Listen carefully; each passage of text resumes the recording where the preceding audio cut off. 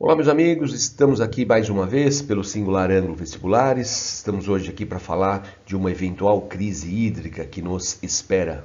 Meu nome é Marcelo Corrêa e hoje vamos trabalhar a partir de um texto, que eu publiquei no dia 26/8 lá no Facebook, um texto publicado lá no portal G1.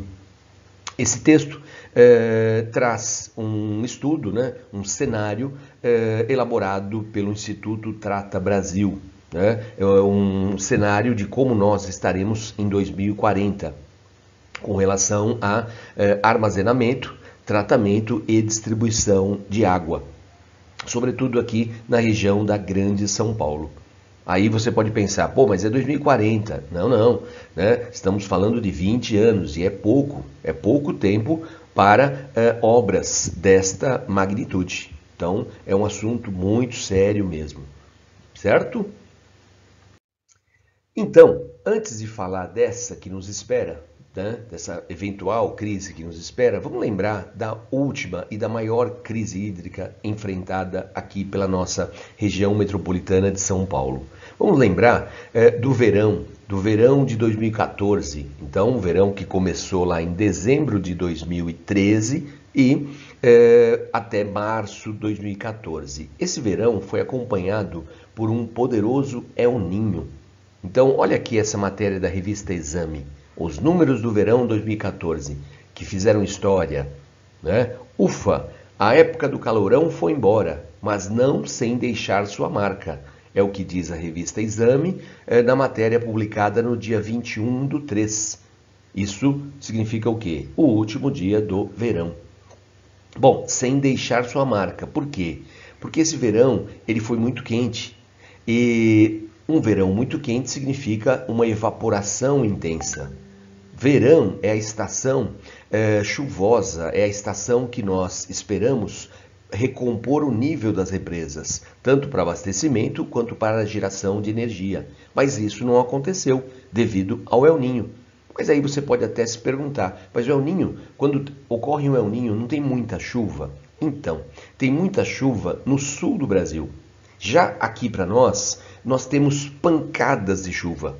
A famosa chuva de verão, de fato, em ano de El Niño, você tem um volume muito grande. Tá? Mas essa chuva cai em poucos minutos, pouquíssimas horas. Tá? E muitas vezes a chuva não cai onde você gostaria. Um local onde a drenagem direciona essa água para os reservatórios. Então você acaba tendo, em ano de El Niño, aqui para a gente da Grande São Paulo, uma evaporação muito intensa, o que reduz o nível da represa e pancadas fortíssimas de chuva que provocam verdadeiras catástrofes. Infelizmente, são muitas mortes e prejuízos materiais. Mas a recuperação do nível da represa não ocorre. Então, se você tem um volume constante de chuva e uma chuva bem distribuída, é muito melhor do que essas pancadas típicas de ano de El Niño, como foi, e já disse, esse poderoso El Niño da virada 2013-2014. Vamos ver o que diz essa matéria da BBC Brasil, publicada no dia 22 de março de 2014. Portanto, fazendo também uma análise do verão que encerrava naquele momento. Olha o título aqui, Maior crise hídrica de São Paulo expõe lentidão do governo e sistema frágil. Sistema, óbvio, de armazenamento, tratamento e distribuição de água. Tá? Olha o destaque, que consta no destaque, nesta represa completamente seca, não só o verão seco e de calor intenso explica a crise. Faltou ação do governo, diz o Ministério Público.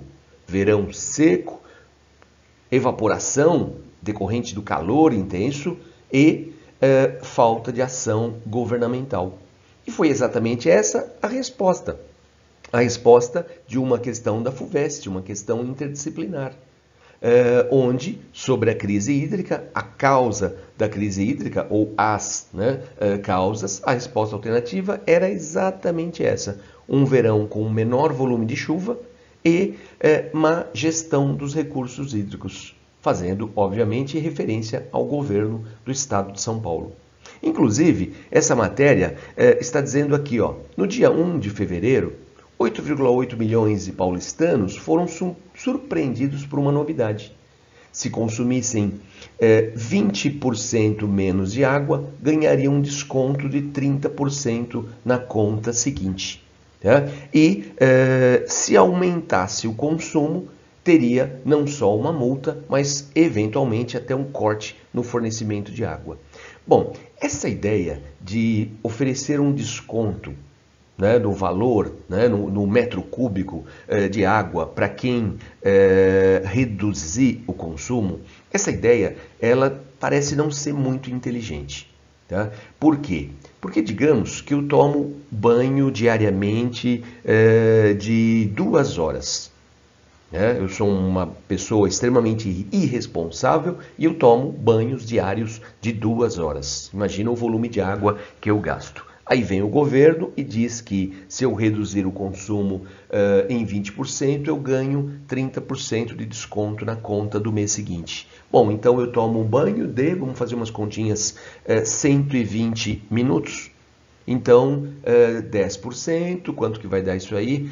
12 minutos, 20%, 24 minutos. Né? Então, se eu reduzir de 2 horas, vou arredondar aqui, vai.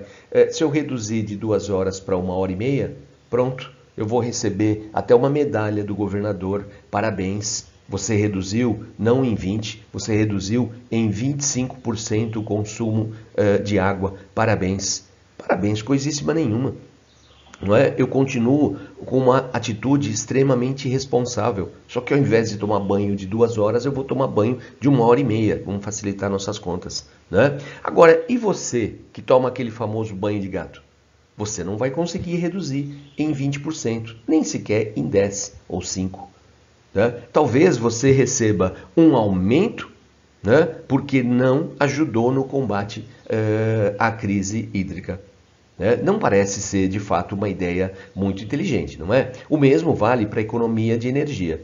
Então, a minha casa é completamente iluminada, ar-condicionado por todos os cômodos, ligado 24 horas, mesmo não tendo ninguém. Aí vem o governo e diz que se eu reduzir o consumo de energia em 20%, eu vou receber um desconto, tá? Eu desligo o ar-condicionado desses cômodos onde nem tem sequer alguém, e eu recebo, né, de novo uma medalhinha de consumidor consciente. Né? Não é de fato uma boa ideia. Uma imagem mostrando o que foi a crise hídrica, né, que nós enfrentamos aí, sobretudo de 2014 para 2015. Né? Marcante, as nossas represas aqui que atendem a região metropolitana de São Paulo registraram imagens como essa aqui. Né? A represa da Cantareira sofreu bastante. As represas da parte norte, né, da Grande São Paulo foram as que mais sofreram. Né? E cenas como essa aqui, o aproveitamento do chamado volume morto, né, que o governo na época chamou de reserva estratégica. O que seria o volume morto? Imagina que existe a represa, uma coluna d'água, e uma bomba que faz a captação. Então, a água que está abaixo, obviamente, não é captada. Né? E aí passamos a captar essa água do leito das represas, onde muitos, né, levantavam a hipótese da existência de metal pesado, né, da existência de algum elemento ali que reduziria a qualidade da água ou traria maiores complicações no processo, no tratamento dessa água pela Sabesp. E foi essa a crise que nós enfrentamos. Vamos observar aqui, pessoal, vamos observar o nível das represas, aqui do sistema, né, responsável pelo abastecimento de água aqui da Grande São Paulo. Então nós temos aqui, ó, 21/12/2014. Então temos o sistema Cantareira, Alto Tietê, Guarapiranga, Rio Grande, né? Rio Grande é um braço aqui da represa Billings, Alto Cotia e Rio Claro. Bom, temos esses seis reservatórios. Por que da data? Por que eu escolhi a data 21/12? Porque é o início do verão. Início do verão, então 3 meses de chuva na primavera, agora mais 3 meses de verão, a temporada com mais chuva. Tá? E o que a gente espera? Olha o gráfico aí também, 21/3/2015. Então, o que é 21/3? É o fim do verão.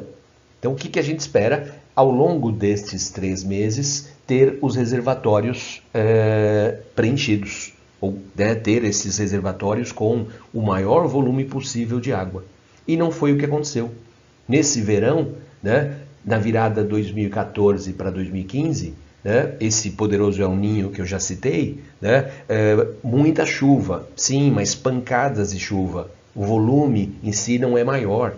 E muitas vezes a chuva, como eu disse, não cai no local que me interessa, onde vai ter a drenagem em direção à represa.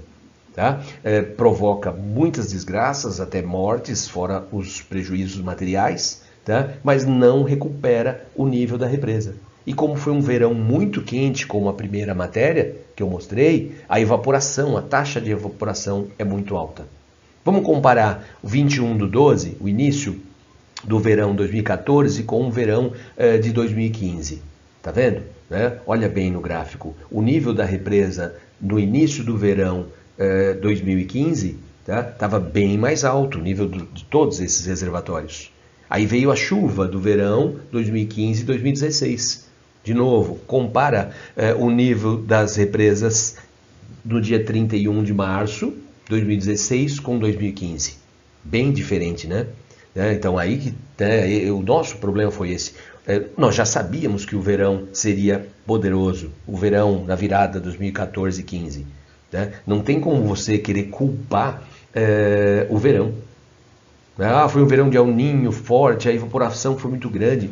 Um El Niño não brota, não se forma do nada. Você consegue com antecedência já saber, essa primavera não vai ser tão chuvosa, esse verão menos ainda, vai ter evaporação. Por isso que a resposta lá que eu comentei e que está na matéria da BBC fala da má gestão dos recursos hídricos. Tá? Isso não poderia ser assim, uma surpresa. Terminou o verão da virada 2014-2015 e as represas não estavam no nível esperado. Não existe essa surpresa. O nível das represas ele é medido diariamente. Então você não pode ficar surpreso ou culpar o verão. Foi má gestão, não tem dúvida, má gestão dos recursos hídricos. E agora, esse estudo, feito aí pelo Instituto Trata Brasil, esse estudo mostra o quê? Mostra que nós temos que pensar, aí nesse setor, pensar a médio, longo prazo. Nós temos que pensar se nós vamos ter condições de oferecer a água, de oferecer a coleta e o tratamento de esgoto para a nossa população. E parece que isso não está sendo feito. Nós não temos planos. É tudo muito assim no imediatismo. E esse setor não pode ser tratado desse jeito. Essa figura aqui ilustra bem, olha aqui, a água entregue em 2014. Então, o sistema aqui, Sabesp, entregou 10 bilhões de metros cúbicos em 2017. A expectativa para 2040 é que nós vamos precisar de 17,6 bilhões de metros cúbicos. Então, nós vamos ter um aumento aí de 7, quase 8 bilhões de metros cúbicos. Nós vamos precisar dessa água. Tá? Uma parte dessa maior demanda de água é pelo aquecimento global. Você vai ter um consumo maior de água. Tá? Uma parte, infelizmente, é o desperdício, é a perda d'água. E tem a ver também com o crescimento demográfico. Mas vamos analisar isso melhor. Então, quando você pensa aí só no crescimento econômico e no crescimento demográfico, já dá para imaginar aí 14,3 bilhões de metros cúbicos. Óbvio, pessoal, ninguém vai pensar em guardar esses números, mas eu posso imaginar isso. Boa parte dessa água a mais aí que nós vamos precisar tem a ver com o crescimento econômico e o crescimento demográfico. Então, óbvio que nós queremos uma retomada da economia, nós estamos brigando aí, eu sei que tem um povo do contra aí, mas a gente vai superar essa crise. Então, quando você tem uma retomada da economia, maior consumo de água. Lembrando das atividades aí industriais que envolvem muita água. E o crescimento demográfico. Sabemos que a nossa população vem crescendo num ritmo cada vez menor, mas ela ainda cresce. Então, esse maior contingente de consumidores explica essa maior procura aí pela água. Então, a estimativa é que nós vamos precisar, até 2040, de 4,4 represas semelhantes ao sistema Cantareira. Então, 20 anos para construir 4,4? Vamos ficar com 4. Será que nós temos condições de, em 20 anos, construir 4 novos sistemas para armazenamento de água, né, semelhantes ao Cantareira? Olha, é de uma obra de engenharia bem significativa. E isso não pode ser feito de um ano para o outro. 20 anos é um tempo relativamente curto para termos essa certeza que não vai faltar água. Não é? Vamos ver se vamos ter esse planejamento. Né? Eu tenho, sinceramente, minhas dúvidas. Outra coisa que a gente pode colocar, né, é que a ampliação da cobertura do saneamento básico. Né? Nós acabamos de aprovar o novo marco regulatório, novo marco regulatório do saneamento básico. Né? Aí mesmo, pelo Facebook, eu sugeri para vocês um encontro que eu tive com 2 colegas falando sobre esse assunto. É algo um pouquinho complexo, né? Mas nós acabamos de aprovar esse marco regulatório, né? Que abre para o capital privado a participação nesse setor. Será que nós vamos de fato conseguir? Vamos conseguir universalizar o saneamento básico até 2040? Isso significa que nós vamos entregar água para um número maior de pessoas. Né? Isso torna a missão ainda mais complexa. Isso tem que ser feito. Né? Imaginar no século XXI não ter saneamento é algo que não tem lógica nenhuma. Né? Não condiz com esse século. Mas nós vamos ter competência para isso? Será que o capital privado é a solução de todos os problemas? Bom, e um outro fator relevante também para pensar nessa hipótese, né, de uma futura crise hídrica é o desperdício, a falta de investimento para reduzir, né, a perda d'água. Então imagina que você armazena a água, você trata e quando você vai distribuir essa água, 40% da água ela é perdida. São vazamentos, são roubos, erros na medição, ou uma fraude, né? Na medição, que acaba que é um tipo de roubo também. Então isso tem que ser reduzido. Você tem países, né, como o Japão, onde a perda d'água não chega a 5%. 40% é algo vergonhoso. Então é outro fator, né, que também nos leva, né, a imaginar essa crise em breve. Breve porque, como eu disse, 20 anos para um setor tão complexo como esse é pouco tempo. Então nós já vimos o quê? Crescimento demográfico, crescimento econômico e o desperdício. E um quarto fator, né, que também colabora para essa expectativa aí de uma crise, o aumento da demanda, é o aquecimento global. O aquecimento global, ele causaria, né, na hipótese levantada, né, ele causaria um aumento no consumo de pouco mais de 2%. Né? Então, aí você vai falar, 2,4% de aumento do consumo em decorrência do aquecimento global? É pouco. Não, então, é pouco, mas quando você soma aos outros 3 fatores, crescimento da população, crescimento econômico e o desperdício, aí já é algo que colabora para esse cenário não tão interessante aí, né, para o nosso saneamento básico, para o nosso abastecimento. Né? Então vamos pensar, processo de aquecimento global, reduzindo a umidade relativa do ar, consequentemente diminuindo o volume das chuvas e, portanto, a preocupação aí com as represas. Então tem isso, né? É o aquecimento que nos leva a um consumo maior de água e o aquecimento que, por sua vez, reduz o volume da chuva. Então a coisa vai se tornando, obviamente, mais complexa. Bom, então é isso. O tema me parece, sim, relevante para aí os grandes vestibulares. Fiquem à vontade, enviem sugestões aí pelo Facebook. Logo, logo, temos um novo encontro. Até mais. Tchau, tchau.